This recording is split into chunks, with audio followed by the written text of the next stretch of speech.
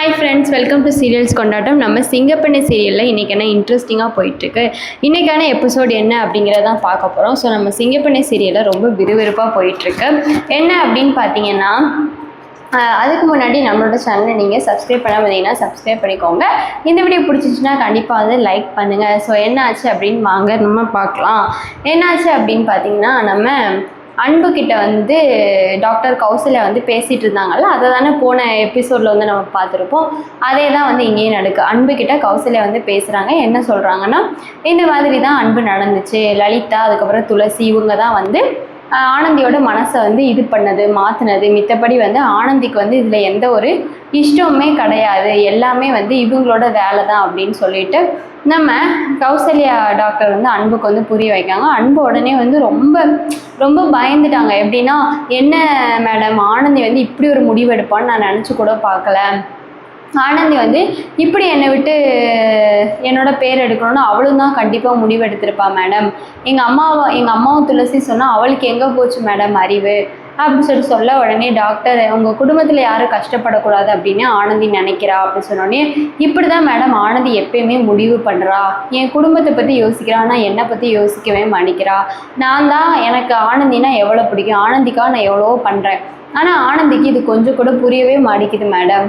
என்ன பண்ணாலும் ஆனந்தி வந்து குடும்பம்னே சொல்லிட்டு இருக்கா, என்னை பற்றி யோசிக்க மாட்டேங்கா. என்னை விட்டுட்டு போனால் தான் நான் சந்தோஷமாக இருப்பேன்னு அவன் நினைக்கிறாளா என்னன்னு எனக்கு தெரியல மேடம்.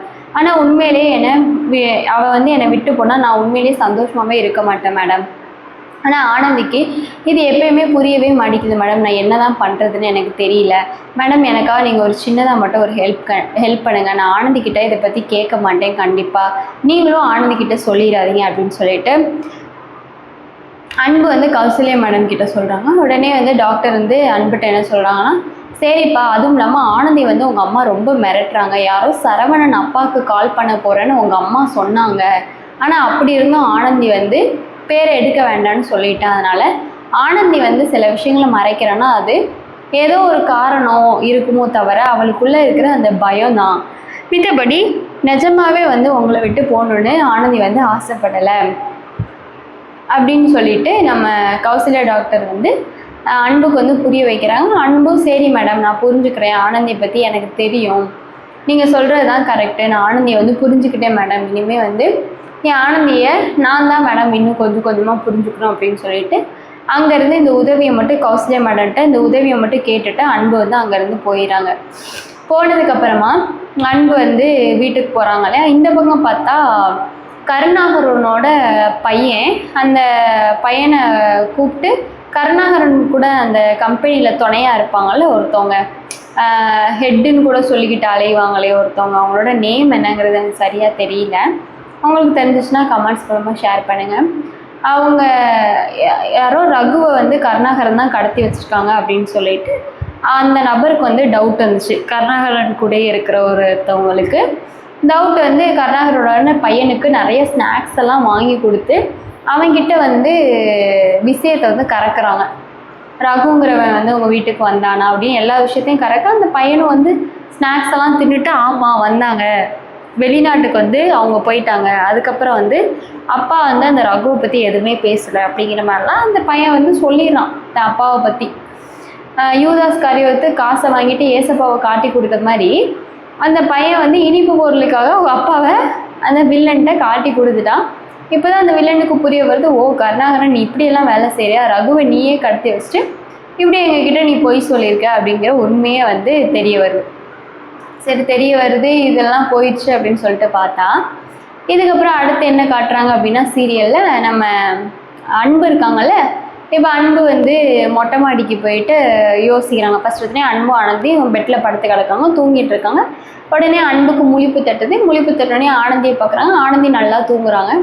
சரி ஓகேன்னு சொல்லிட்டு அன்பு உடனே வந்து மொட்டை மாடிக்கு வந்துட்டு மொட்டை மாடியில் உட்காந்து ரிலாக்ஸாக ஆனந்தி பற்றி யோசிச்சுட்ருக்காங்க. என்ன ஆனந்தி இப்படி வந்து நீ எதுக்கு எடுத்தாலும் பயப்படுறியே, நான் என்ன பண்ணுறது உன்னை வச்சு அப்படின்னு சொல்லிட்டு ஆனந்தியை பற்றி அன்பு யோசிச்சுட்ருக்காங்க. கொஞ்சம் நேரத்தில் பார்த்தீங்கன்னா ஆனந்தி மாடிக்கு வந்துடுறாங்க.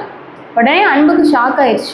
என்ன ஆனந்தி, நீ நல்லா தூங்கிட்டு இருந்தேன், நீ நல்லா தூங்கிட்டு இருக்கேன்னு தான் நானே மாடிக்கு வந்தேன், நீ என்ன இப்படி ஆனந்தி திரும்பியும் மாடிக்கு வந்துட்டியே அப்படி சொல்லிட்டு கேட்க, ஆமாங்க நீங்கள் போனதை நான் பார்த்தேன், நான் நல்லா தான் தூங்கிட்டு இருந்தேன், ஆனால் எனக்கு சரியாக தூக்கமே வரல, எனக்கு ரொம்ப ஒரு மாதிரியாக இருக்குது அப்படின்னு சொல்லிட்டு ஆனந்தியும் அன்பும் வந்து பேச ஆரம்பிக்கிறாங்க.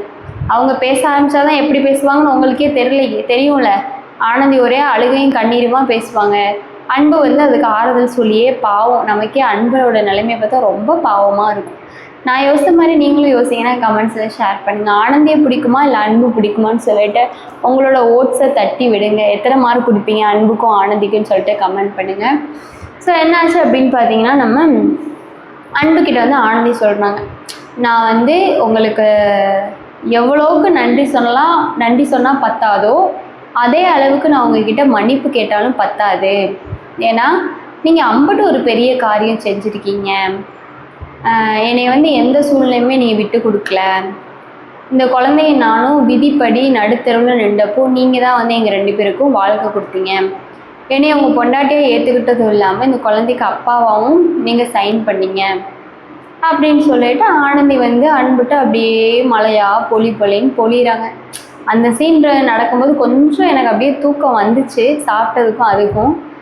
ஏன்னா வந்து நம்ம சீரியல் வந்து ரொம்ப எதிர்பார்க்குறதுனால அடுத்து என்னவாக இருக்கும்னு ஒரு இன்ட்ரெஸ்டிங்கோடு பார்ப்போம்.